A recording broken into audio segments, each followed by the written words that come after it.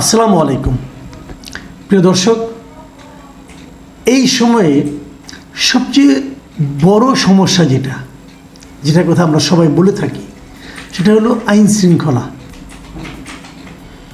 সেই আইন শৃঙ্খলা পরিস্থিতি কেমন এই দেশের? একটা ছোট্ট ঘটনার কথা আপনাদেরকে বলি। ঘটনাটা ছোট মনে হবে আপনাদের কাছে, যেটা তো তেমন কিছু না, দেশের তো বিরাট কোনো ক্ষতি হয়ে যায়নি, কিন্তু ওই যে বলে না যে ভাত একটা টিপ দিলে পুরো হাড়ির ভাতের খবর পাওয়া যায়, সেরকম এই একটা ঘটনা দিয়ে আপনি পুরো দেশের আইন শৃঙ্খলাকে বুঝতে পারবেন। ঘটনাটা কিছুই না, ঘটনাটা গত সোমবারের, এবং এটা নিয়ে মিডিয়ার কি কাজ কারবার সেটা একটু পরে বলছি, আগে আমি ঘটনাটা বলি। গত সোমবার ঢাকা থেকে একটা বাস রওনা হয়। সেই বাসের নাম হলো ইউনিক রোড রয়্যালস, তার আমরি ট্রাভেলসের একটা বাস। সেই বাসটা গাজীপুর থেকে গাজীপুরে যে চন্দ্রা আছে সেখান থেকে যখন টাঙ্গাইলের মির্জাপুর এলাকায় যায়, এই সময়ে এই বাসে কিছু ডাকাত ওঠে, এবং ডাকাতরা উঠে সেখানে বাসে যারা আছেন সবার টাকা পয়সা যা কিছু আছে, এটা কিন্তু নাইট কোচ আর কি, রাতের বেলা উঠে তাদের সমস্ত কিছু তারা কিন্তু ছিনতাই করে নেয়। এবং কেবল ছিনতাই না, ওখানে দুজন নারী যৌন নিপীড়নের শিকার হন। বাসটা যাচ্ছিল ঢাকা থেকে রাজশাহী। তো এই যে ঘটনাটা ঘটলো এবং কিভাবে ঘটলো সেই বর্ণনা আমরা পরবর্তী সময়ে পেয়েছি। ঘটনাটা কিন্তু ঘটেছে গত সোমবার, মানে 17 তারিখ রাতে, দিবাগত রাতে। সেই নিউজটা আমি আজকে পেলাম। আসলে প্রথমে আমি পেয়েছি, আমার কাছে একটা মেসেজ এসেছে, আমার হোয়াটসঅ্যাপে একটা মেসেজ একজন পাঠিয়েছেন বিদেশ থেকে, এবং সেখানে উনি লিখেছেন যে আমি ওই লেখাটা পড়ে শোনাই, আমার মোবাইল থেকে পড়ে শোনাই আপনাদেরকে। তিনি লিখেছেন, আপনি কি জানেন রাজশাহী রুটে মধ্যরাতে একটি বাস ডাকাতির শিকার হয়? বাসটি প্রায় 3.5 ঘন্টা ধরে ডাকাতদের দখলে ছিল। এই সময় নারী যাত্রীদের শ্লীলতা হানি ও ধর্ষণের মতো ঘটনাও ঘটেছে বলে জানাচ্ছেন বাসটিতে থাকা যাত্রীরা। এই সময়ে সেনাবাহিনী বা পুলিশ কেউ এগিয়ে আসে নাই যাত্রীদেরকে উদ্ধার করতে। আর ইউনূস সরকারের ভয়ে একটি মিডিয়াও এই খবরটি প্রচার করে নাই। এরকম একটা মেসেজ আমার কাছে এসেছে। এটা রুবেল নামে একজন লোক লিখেছেন, বিদেশ থেকে পাঠিয়েছেন, আমি আর ডিটেলে গেলাম না। তো এই যে মেসেজটা পড়লাম, পড়ার পর আমি নিজেও একটু সন্ধান করলাম যে আসলে কোন কোন মিডিয়া এটাকে পিক করেছে। এবং আপনি যদি ঘটনাগুলি শুনেন তাহলে আপনি অবাক হয়ে যাবেন যে ঘটনাগুলি কি কি হয়েছে। এখানে অনেকে ঢাকার থেকে গিয়েছিল, ব্যবসা করতো, কারো কাছে 70,000 টাকা ছিল, কারো কাছে 1.5 লাখ টাকা ছিল, সব তারা নিয়েছে এই ডাকাতগুলো।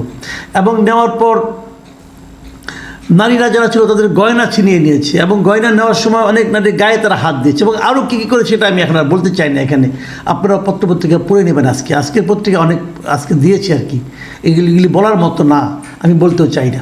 কিন্তু এক পর্যায়ে যখন এরা নিয়ে তারা নেমে গেল, তখন যে ঘটনাটা একজন যাত্রী যেটা বর্ণনা করেছেন, আমি সেই যাত্রীর কথাটা বলি, যে বড়াই গ্রামের মুখাউড়া গ্রামের মজনু আকন্দ, তিনি বলেছেন যে তার কাছে 46,000 টাকা ছিল, সব তারা কেড়ে নিয়েছে।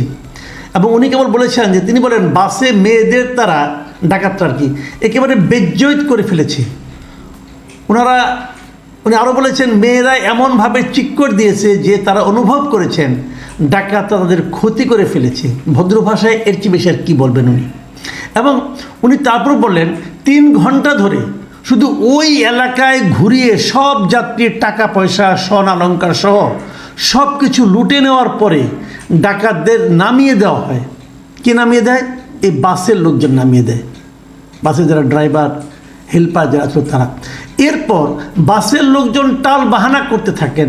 তারা বলে গাড়িতে তাদের তেল নাই, টাকা পয়সা নাই, তারা যেতে পারবেন না। যাত্রীদেরকে তারা সেখানে নামিয়ে দেওয়ার চেষ্টা করেন।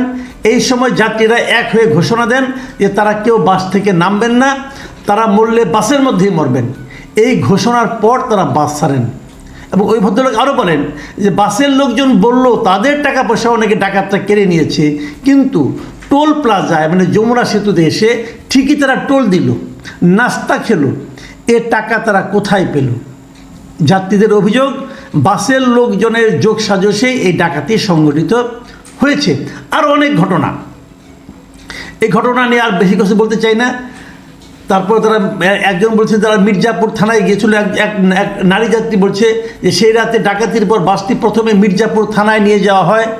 ওই থানার পুলিশ তাদের কোনো কথাই শুনতে চায়নি। তারা বলেছে ওসি না আসতে তারা কিছুই করতে পারবে না, ওসি সকাল 9টার আগে আসবেন না। এই অবস্থায় নিরাপত্তার কোনো নিশ্চয়তা না পেয়ে তারা বড়াই গ্রামের উদ্দেশ্যে রওনা দেন। একজন যাত্রীর অভিযোগ এটা। মজার ব্যাপার হলো তারপরে এই বাসের কিন্তু চালক সুপারভাইজারকে আটক করা হয়েছিল, পুলিশ আটক করেছিল। কিন্তু বুধবার সন্ধ্যায় এই ঘটনায় বাসের সুপারভাইজার, চালক ও চালকের সহকারী সবাই জামিনেও মুক্তি পেয়ে গেছে। এবার বুঝেন আইন শৃঙ্খলা কেমন চলছে, সবাই জামিনে মুক্তি পেয়ে গেছে কিন্তু। এবং পুলিশ কি বলেছে যে আসামিদের বিরুদ্ধে কোনো ধর্তব্য অপরাধের অভিযোগ সুনির্দিষ্টভাবে না থাকায় আদালত তাদের জামিনের আদেশ দেন। এই যে ঘটনাগুলো আমি বর্ণনা করলাম, এগুলো আদালতের কাছে অথবা পুলিশের কাছে ধর্তব্য অপরাধের অভিযোগ বলে মনে হয়নি। এখন আমি মিডিয়াগুলির কথা বলি। ঘটনা ঘটেছে কবে? 17 তারিখে। আমি যে নিউজের যে বিবরণটা পড়লাম এটা আমি পড়েছি প্রথম আলো থেকে। প্রথম আলো নিউজটা দিয়েছি কবে? 20 ফেব্রুয়ারি, ফেব্রুয়ারির 20 তারিখ, মানে আজকে রাত 8টা 24 মিনিটে এটা প্রথম আলো এই নিউজটা দিয়েছে। অন্যান্য সব যত পত্রিকা দেখলাম সবগুলি পত্রিকা এরকম 20 তারিখে, মানে আজকেই এই 1-2 ঘন্টার মধ্যে সবাই নিউজগুলি দিয়েছেন। একমাত্র দেখলাম একটা পত্রিকা, সেটা হলো আজকের পত্রিকা, তারা 18 তারিখেই দুপুরে নিউজটা দিয়েছে। মানে যে রাত্রে ঘটনা ঘটেছে মধ্যরাতের পরে আর কি, পরের দিন মানে দুপুর আপনার এটা আমি এখানে দেখছি বিকাল 4টা 51 মিনিটে তাদের এই নিউজটা তারা আপ করেছে অনলাইনে। মানে একমাত্র আজকের পত্রিকাকে দেখলাম তারা যথাসময়ে নিউজটা আপ করেছে। ওই যে দর্শক, ওই যে আমার একজন আমাকে মেসেজ পাঠিয়েছেন যিনি, তিনি যে বলেছিলেন যে কোনো পত্রিকা এই নিউজটাকে তুলছে না কেন, এত বড় একটা ঘটনা, এটা আজকের পত্রিকা ছাড়া সবার জন্যই মনে হয় প্রযোজ্য। আরেকটা পত্রিকাকে দেখলাম বিডি নিউজ 24, তারাও দিয়েছে আরও একদিন পরে, মানে 19 তারিখে। মানে 18 তারিখে আমি একমাত্র আজকের পত্রিকাকে দেখলাম যে তারা নিউজটা কভার করতে পেরেছে। সংবাদপত্রের দায়িত্বটা কি? আমরা দেখেছি, আমি যে অনেকদিন সংবাদপত্রে কাজ করেছি, আমি দেখেছি মেরুদণ্ডহীন মালিক যারা থাকে অথবা ধান্দাবাজ মালিক যারা থাকে, মেরুদণ্ডহীন সাংবাদিক যারা থাকে, তারা করে কি জানেন? ওয়েট করে। এরকম কোনো একটা মানে খবর পেলে তারা চিন্তা করে এটা কি দেবো নাকি, সেলফ সেন্সরশিপ। তারা ভাবে এটা কি দেবো নাকি দেবো না। আচ্ছা কাজ করি, দেখো অন্য কেউ দিয়েছে কি না, অন্য কেউ দিলে তারপরে দাও। মানে দায়িত্ব নিজের কাছে কেউ নেবে না। কিন্তু ঘটনা তো ঘটেছে ভাই, আপনার কাজটা কি, দায়িত্বটা কি আপনার? আপনি কাকে সেভ করতে চান? আপনি এই খবর না দিলে কি ঘটনা ঘটবে না? আপনি এই খবর না দিলে কি মানুষ, এদেশের মানুষ আইন শৃঙ্খলা নিয়ে খুব শান্তির চিন্তা করবে? তা তো করবে না। তাহলে কেন এমন হচ্ছে? আমাদের মিডিয়ার আমি মনে করি আরও সচেতন হওয়া উচিত, আরও দায়িত্ববান হওয়া উচিত। আমাদের মিডিয়ার এমন কিছু করা উচিত যাতে নাকি সাধারণ মানুষ মিডিয়ার দিকে তাকিয়ে থাকে, মিডিয়ার উপর ভরসা করতে পারে।